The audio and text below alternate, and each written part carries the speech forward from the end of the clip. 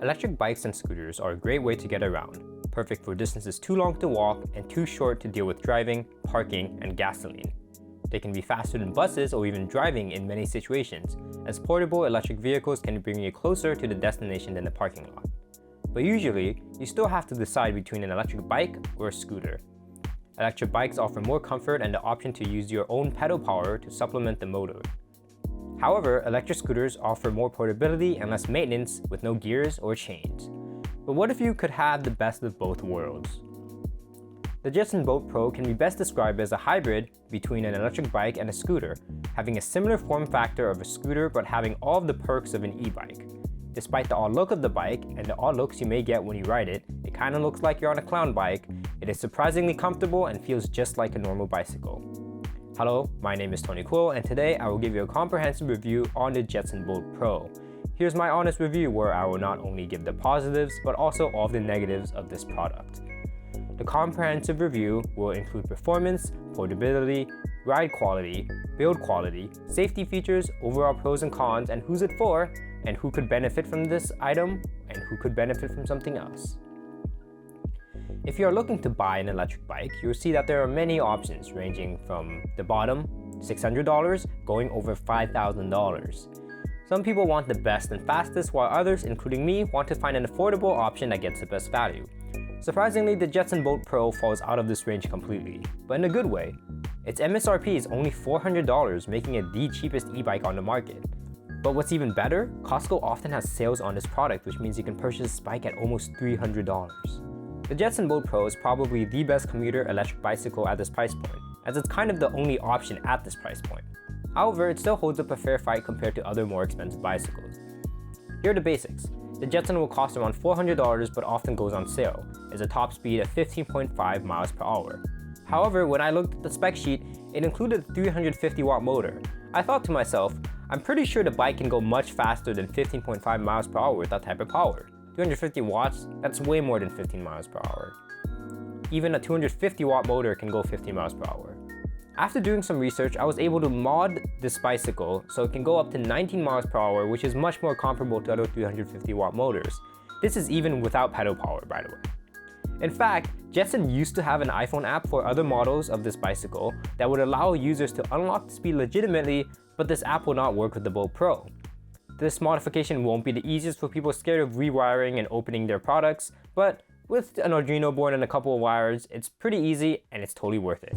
Word of warning and legal disclaimer, this may void your warranty. Don't do it and blame me if anything happens. I just found it kind of cool how I was able to use a dinky little $15 Arduino board to make the Jetson Pro that much better. Even if you don't plan on modding this bicycle, you're going to keep it at 15.5 miles per hour, it's still a great vehicle, especially at its price. That's going to be a common theme in this video, especially at the price, because it's so cheap, This bike has a standard disc braking system with two relatively big disc brakes. In the realm of safety, it comes with a relatively bright headlight which will suffice for a quick night ride. However, if you plan to ride in the dark every single day, I would recommend purchasing a stronger light. Overall, feels safe, disc brakes are great. They do need a little bit of adjusting when you open the package, but that's given for any bike. The weight limit of this bike is 265 pounds and it claims to be able to go up a grade of 15 degrees. However, at least for my fitness level, I was able to go up significantly steep hills, around 25 degrees or more. It seems like the 15 degrees they rated the bike at is purely on motor power, and with pedaling, the bike is much more capable. The battery is 36 volts with a charging time of 3 to 4 hours. On a full charge, the bike can go around 15 miles on pure motor power and up to 30 miles with pedal assist. Again, I was able to get more than the claimed range and go around 35 miles. However, this could be because I tend to be a lighter weight compared to other people, and the fact that I enjoy pedaling because I'm used to a normal bicycle. So those two features combined probably was the reason why I was able to go up to 35 miles or more. If you're looking to purchase the Jetson Bolt Pro, you probably care about portability when it comes to a possible purchase. The Jetson Bolt Pro has a similar form factor to comparable 350 watt scooters, at least horizontally. Vertically, the bike will still take up slightly more space. When folded, the bike has a form factor of 46 inches by 19 inches by 23 inches. It is important that the folding aspect of the bike only impacts the vertical height, and this bike does not fold in half, unlike other foldable bikes. And this can be slightly misleading for some people who expect the bike to fold in half, as it's called a folding electric bike, when in reality only the handlebar folds down. However, the bike will still fit into the trunks of most cars from sedans to SUVs. Now let's get to one of the essential parts of a review. How is it to ride? How is the ride quality? The ride quality, to put it bluntly, is surprisingly good. From the looks of it, it may seem to be an uncomfortable ride due to the small form factor, but it felt like a regular bike to me. I had to adjust the saddle by moving it back all the way into the highest position, but it felt perfect in this location. However, if you're taller than 5'8", you may find the bike slightly small and may need to buy a higher saddle post. Overall though, I let other people try out the bike and they all found it pretty comfortable to use. The saddle was quite comfy and one of the better saddles for default bike saddles. It is nice and cushy with springs on the bottom to help ease out bumps in the road. As the bike has no front or rear suspension, anything helps with ride comfort, as you'll see later in the off-road test. But for everyday commuting, this is perfect. There are two main ways to ride the bike. The first mode is my personal favorite, which is on by default.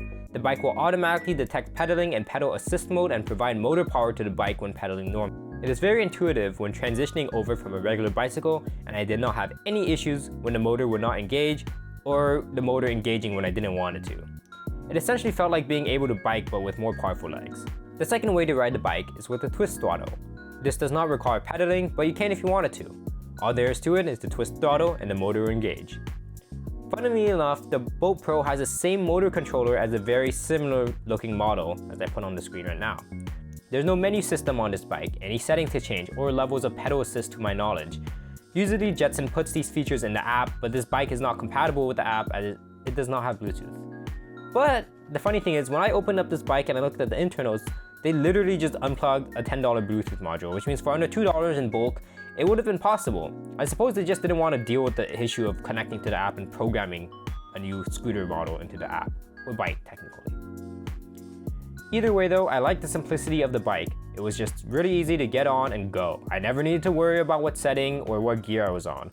Coming from a bike with a 3x7 drivetrain, it felt liberating just needing to pedal and not needing to think about gears. I initially thought only having one gear would be a drawback, but with the electric motor, it felt pretty seamless. Overall, I found the ride quality great and preferred it to my normal hybrid bicycle, which was quite surprising until it came to the off-road. Since the stem and handlebars are in a very similar style to a scooter, this can cause issues with riding off-road. Although it was still bearable, some bike trails I went on weren't the most comfortable to ride. For example, this bike will not work well with loose gravel. If your entire commute consists of these type of trails, I would stay clear of this bike. However, if it just happens to be a portion of your commute, maybe a couple feet or something, or an intersection, this won't be an issue. This bike also has a cruise control mode that I didn't really use, but when riding, you can press the right button to lock in the bike's speed.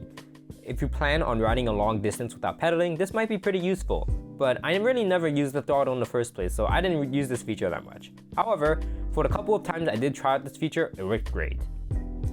When it comes to safety features, the bike comes with 2 powerful disc brakes and an integrated front light. The disc brakes I got were near perfect out the box, but perhaps I got lucky. A properly tuned bike, as always, will last much longer than a bicycle that has not been tuned, so if you don't know what you're doing, bring it into a bike shop. The headlight can be turned on by holding the cruise control button for 4 seconds and runs off the internal battery. It is located on the underneath of the stem of the bicycle, which means the headlight will be more stable than one located on the handlebar. From a guy who has only been using handlebar mounted headlights, it was quite cool to look at. It was really flowy, it was really smooth, and it was great. However, as I mentioned before, if you commute every single day and night, you may want to invest in a brighter headlight for safety.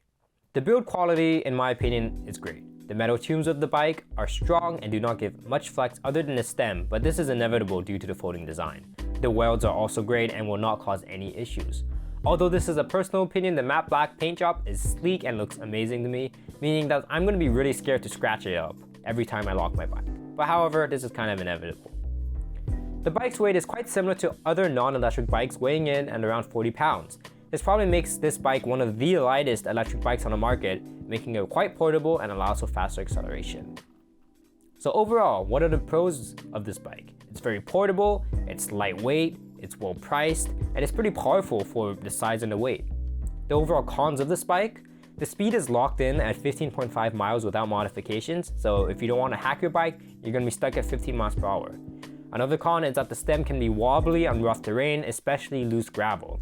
And the third con, which I didn't really mention, is that the battery is not removable. So if you live in a dorm and apartment where you lock your bike in the garage and you want to charge it in your dorm, this will be an issue. However, If you do look at my bike, I actually modified the bike to take out the battery. So my battery is removable. And if you want a video on how to do this battery removable hack, I can do one too. The battery is not removable. So if you have an issue with that, either modify the bike or don't buy this one. But overall, at $400, this is a very valuable buy. But I personally was able to get it for $300, which makes it even better. So if you find it at that price, just get it. If you don't want it, you can probably sell it for more. So yeah, I hope you guys liked that review. Subscribe to Tony Pro, you know what to do. And be sure to ask if you guys have any questions. I'll make sure to answer every single comment.